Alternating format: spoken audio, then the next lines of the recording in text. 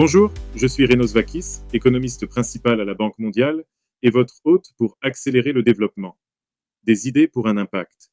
Ce n'est pas un podcast ordinaire, mais une conversation basée sur l'IA, présentée par l'Institut de la Banque mondiale pour le développement économique, où nous décortiquons les dernières recherches avec un seul objectif en tête: transformer de grandes idées en un impact réel. Commençons. Merci pour cette introduction, Renos. Alors, quand on apprend qu'une nouvelle enquête mondiale vient de sortir, surtout une aussi complète, on est dans l'attente d'un grand chiffre clé. Et celle-ci, sur les situations de fragilité et de conflit, semble, à première vue, plutôt alarmante. En effet, on entend souvent ces termes fragilité, affectée par les conflits, mais ça a l'air un peu abstrait. Je crois que la première question est qu'est-ce que ça signifie concrètement pour ceux qui vivent dans cet environnement? De quelle réalité humaine on discute à présent? C'est exactement par là qu'il faut commencer. Parce que ce n'est pas seulement une question économique, c'est une crise humaine profonde, concentrée dans 39 économies précises, qui abritent plus de 1 milliard de personnes. Les données dressent un tableau frappant. Alors, tu peux nous expliquer un peu ces chiffres clés? D'accord. Commençons par la pauvreté.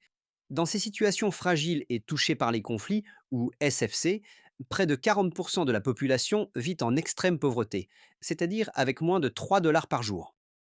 40%. Et comment ça se compare avec le reste du monde en développement? C'est un autre monde. Dans les autres économies en développement, ce chiffre n'est que de 6%. Et la tendance est vraiment inquiétante. Le rapport prévoit qu'en 2030, ces 39 pays représenteront près de 60% de tous ceux en pauvreté extrême du monde. 60%. Donc la pauvreté mondiale devient essentiellement un problème lié à la fragilité et les conflits. Exactement, ils deviendront l'épicentre. Et c'est la même chose pour la famine.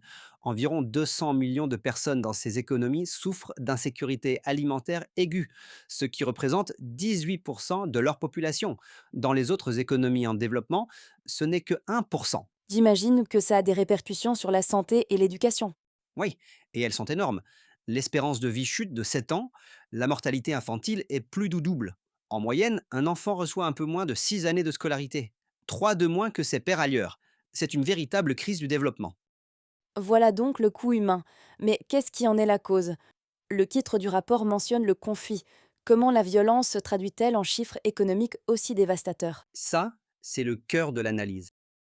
Le rapport quantifie la destruction économique.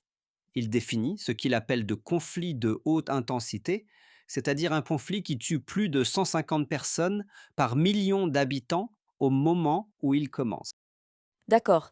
Donc un seuil de violence très élevé. Et qu'est-ce qui se passe dans une économie lorsqu'elle franchit cette ligne? Elle s'effondre. Les données montrent que ces conflits de haute intensité entraînent généralement une chute cumulée d'environ 20% du PIB par habitant après seulement 5 ans. 20%.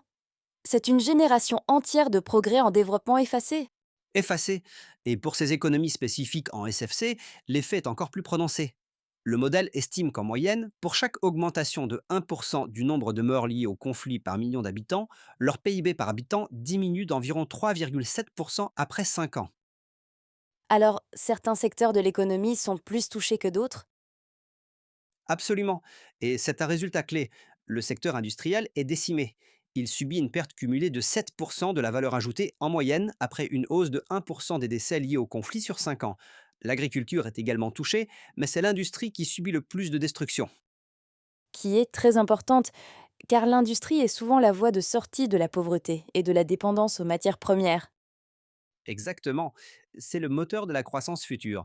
Le conflit ronge ce moteur, forçant les économies à régresser, ce qui renforce la fragilité même qui alimente la violence au départ. C'est un cercle vicieux, très pliste.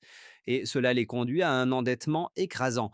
Environ 70% de ces pays sont désormais en situation de surendettement ou au risque de le devenir.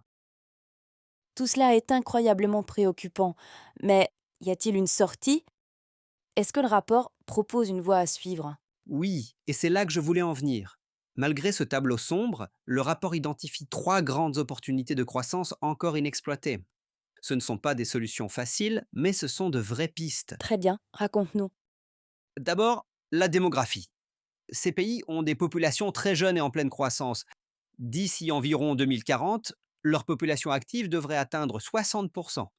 Si, et c'est un grand si, ils parviennent à créer des emplois, cette jeunesse peut devenir un puissant moteur de croissance, un véritable dividende démographique. D'accord, un dividende démographique potentiel. Et le deuxième? Les ressources naturelles. Beaucoup de ces économies sont incroyablement riches en minéraux dont le monde a besoin pour la transition énergétique verte. Pensons à la République démocratique du Congo, au Mozambique. Leur rente de ressources naturelles représente déjà une part du PIB 3 fois plus élevée que celle des autres pays en développement. Mais c'est pas le fameux piège des ressources? Il n'y a pas un risque de provoquer davantage de conflits? C'est un risque majeur. C'est pourquoi ce n'est une opportunité que si c'est géré avec une gouvernance transparente et responsable. Et la troisième opportunité, c'est le tourisme. Dans les endroits où la paix peut s'établir, le potentiel est immense. Les recettes du tourisme international sont à peine la moitié du niveau des pays pairs en proportion du PIB. C'est un secteur à forte intensité de main-d'œuvre, capable de créer rapidement des emplois pour les jeunes et les femmes. Donc, il y a la démographie, les ressources et le tourisme. Mais chacune comporte une condition majeure, il faut des emplois, une bonne gouvernance et de la sécurité. Alors, quelle est la conclusion pour les décideurs politiques? Quelle est la stratégie pour y arriver? Elle consiste à briser fondamentalement le cycle. Dans ces pays, ceci signifie se concentrer sans relâche sur le renforcement de la gouvernance et sur le bâtiment d'institutions fiables. Voici la base. Ensuite, utiliser cette base pour investir dans le peuple, dans leur santé, leur éducation, et créer un environnement où le secteur privé peut créer effectivement des emplois. Et quel est le rôle du reste du monde? Le rôle est absolument essentiel. Le rapport est clair.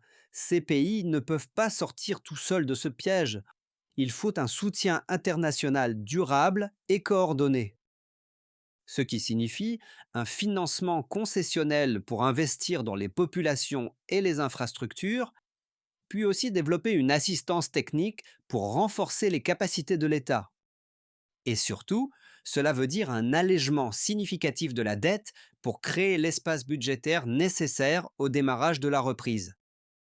Tous ces éléments s'ajoutent à d'autres mesures, comme le renforcement de la gouvernance, de la justice et des systèmes électoraux, l'investissement dans le capital humain et l'accès aux services de base, ainsi que l'augmentation de l'inclusion financière. Il s'agit donc de passer d'une simple aide d'urgence à une stratégie à long terme de renforcement de la résilience à partir du terrain. Exactement.